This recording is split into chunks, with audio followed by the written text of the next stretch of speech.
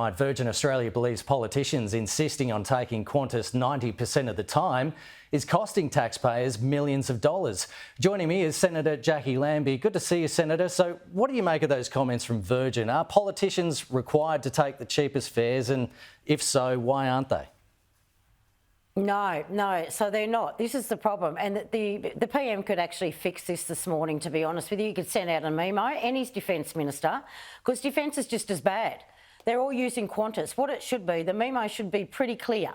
Whatever the cheapest flight out is, that is the flight you are catching, seriously. So this goes all the way from local government to state government to federal government, and they're all doing the same thing. I mean, you know, I asked some questions about this about a month ago. I've got them back, and I can tell you this is the deficiency between it. So the government here, the federal government, spent nearly $26 million on flights with Qantas in the last 12 months, yet Virgin has had about, Virgin itself was about $2.5 million.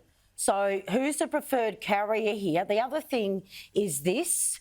When you are booking, the people that book our flights in here, I think it's about time they also got that memo and were told wherever possible that they have to give the politician, this is the scenario, this is your cheapest flight, this is the available times. And I think that needs to start, and you could do that. You wonder why there is no competition when the federal government is putting all its eggs in one basket with Qantas. That is really unfair to the rest of the domestic carriers out there, and it's about time they started to share the love.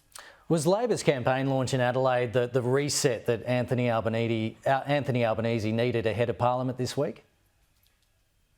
I don't think so. I'm not sure about that. Me talking to the uni students over the last few days, they don't seem to be real keen on that. You know, that sounded really lovely, $5,500 to start with, give or take. That's not sounding so lovely now. I say this to the PM. I mean, we did a disaster resilience, and what we do know is we have no volunteers. So instead of doing it this way, why don't you do a volunteer system where if these guys are volunteering over with their first degree and they're doing so many hours and they pay 25% of their fees, they pay 50% of their fees. If you really want to, instead of using Band-Aid effects, there is different ways of doing this. And once again, we are down on volunteers. Our kids haven't got the resilience that they need. That is another issue. I've got, you know, I have the Climate Army. I'm doing a Senate inquiry on that, and I'm going to be looking into all this. But quite frankly, I want to see kids in this country back out volunteering, and I want those hours deducted.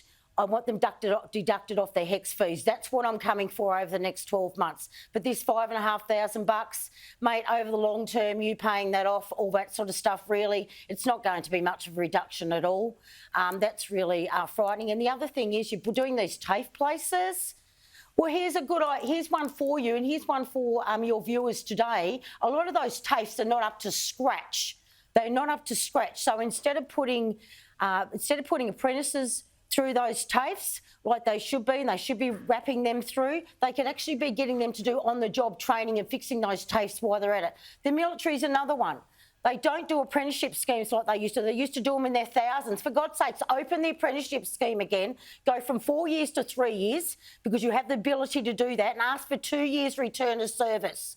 Right, 2 years return of service. There's much better ways of doing this that are going to hold in the future. And I just think our Anthony or the PM is just doing Band-Aid fixes, and it's just people aren't buying it, not during the cost of living. They've had about a gutful of it. Start making some big marks here.